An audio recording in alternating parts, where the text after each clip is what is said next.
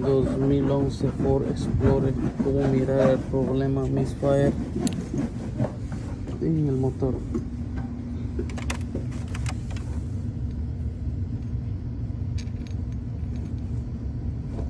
El cliente me lo trajo porque el carro tenía un misfire, temblaba el motor feo y fue que las bujías se reventaron. Mira.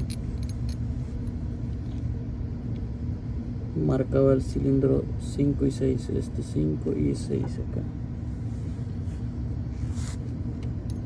Entonces esto es lo que encontré.